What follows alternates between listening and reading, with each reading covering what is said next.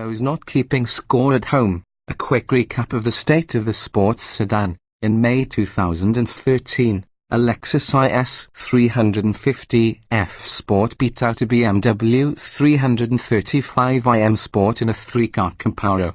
10 months later, the 3 Series 2 or twin lost to an Audi S5. Then our annual 10 Best Cars Awards arrived for 2015 without a single 3 Series variant on the list for the first time in 23 years. But it's not just BMW that's down and out. We can't shake the feeling that the discerning driver is also on the losing team these days. Never mind the 707 horsepower Hellcats or that seemingly every automaker wants to build a mid-engine car. Product planners have abruptly decided that mass appeal and crisp dynamics are at odds with each other, and nowhere is it more obvious than in this sweet spot compact luxury segment that once so deftly combined sport, refinement, and practicality. The non-F Sport Lexus is models a butter knife dull.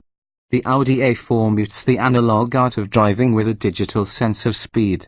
Choose the wrong options and your BMW will be softer than the comparable Mercedes glass. All of which makes the 2017 Jaguar XE an anomaly and a heaven-sent savior. We've just taken our first drive in Britain's first car in this segment since the Ford Mondeo-based X-Type, and it's so good that we can't think of a reason to mention that grim, four-wheeled disappointment again for the rest of this story.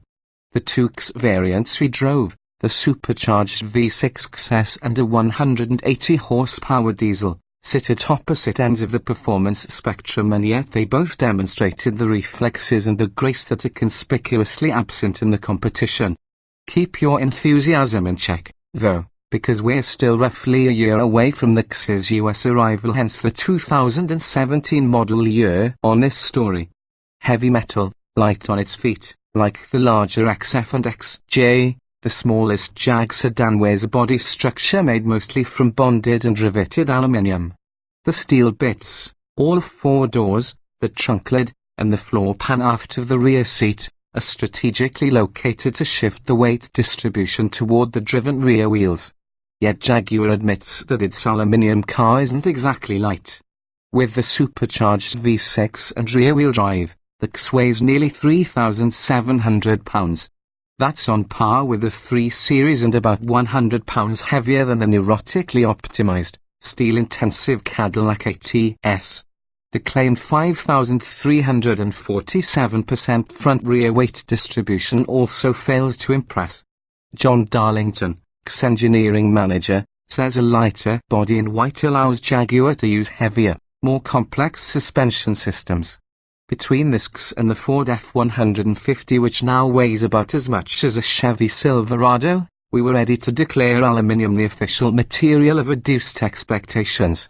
Then we hammered the XE over Portugal's wandering tollens, connecting sun-bleached villages with a supercharged whale and a red blur. Behind the wheel, the pounds melt away in an effortless hustle that's all precision and dexterity. Helped by adaptive dampers and brake-based torque vectoring, the XS turns in quick, corners flat, and exits fast. A crease in the asphalt at the apex becomes a twitch in your palms, a flash of recognition in your brain, and a wiggle of your wrists, all without conscious thought. This is real, living, breathing steering feel, and the XS has it in spades. You'll laugh, you'll cry tears of joy, and you'll marvel that this is Jaguar's first use of electric power steering in a sedan. It is exceptional. Despite providing such a faithful interpretation of what's happening at the tires, the XE is never harsh. Jaguar engineers credit what they call an integral link rear suspension. A short, vertical link between the control arm and the wheel carrier isolates certain bushings so they react to cornering forces with minimal influence on ride quality, and vice versa. The bushings that affect handling are stiffened and those responsible for impact suppression are softened. It all appears to work as advertised. The XE carves as well as the Cadillac XE, yet has the compliance of a Mercedes-Benz glass. Power and efficiency. Power for the range-topping XS comes from the 3.0-litre supercharged V6 used throughout the Jaguar range. It excels in delivering its power, and it's instantaneous, seamless, and strong all the way to the 7,000 revolutions per minute red line.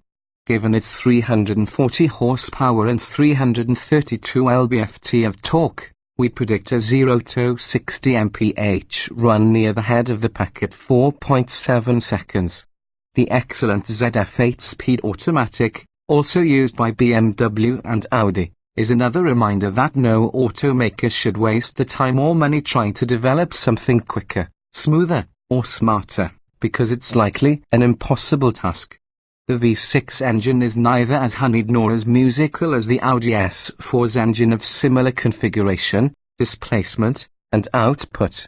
But even if the Jag engine doesn't achieve the same level of polish, the NVH team has done an admirable job of burying the unpleasant sounds and vibrations behind insulation and bushings.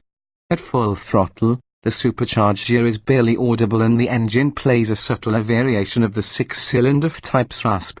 The 2.0-litre turbodiesel 4-cylinder is our first taste of Jaguar's new Ingenium engine family, which will sever the final ties with Ford Motor Company once it's been fully adopted.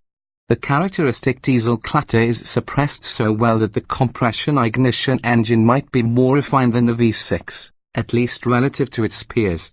In the diesel, the 8 forward gears do a fine job of keeping the engine parked in the window between the 317 lb-ft torque peak at 1,750 revolutions per minute and the maximum power output of 180 horsepower at 4,000 revolutions per minute. Biley P7 Cincinnati tires, which have compromised several BMW 3 Series in our tests, dampen that wonderful steering feel found in Lexus, but the chassis motions are otherwise every bit as competent. Besides, the diesel is its own noble purpose. The EPA highway number should easily top 40 miles per gallon, counteracting the thirst of an M3 Fighting XRS performance model. Not yet officially confirmed, but we've heard it's a go, for the purposes of corporate fuel economy accounting. The diesel's aluminium block also will form the foundation for a gas-burning Ingenium 4-cylinder. That turbocharged 2.0-litre will ultimately make up the bulk of US sales, but we'll have to wait about 6 months after the XE's spring 2016 launch for its arrival. All-wheel drive will be optional with any engine, and we're promised a 6-speed manual for either of the 4-cylinder engines, albeit only with rear-wheel drive. But will they buy it? Of course, the XE isn't without flaw. The graphics of the new in-control system's 8-inch touchscreen are cleaner and crisper than those of the cluttered mess in current-gen Jaguars, but the underlying software appears to be plagued by the same problems, namely slow responses. Rear seat space is also on the small side, but then trying to be all things to all people is exactly how this segment became so unaesthetic. You can buy a bigger back seat, a more opulent interior, a web browser on wheels, a suite of pseudo-self-driving technology, or all four at once, but a car this engaging and this capable is now a genuine rarity in this class. The XE is proof that there's at least one automaker still looking out for enthusiasts. The question is whether there are enough enthusiasts still looking for a car like the XE. We believe there are.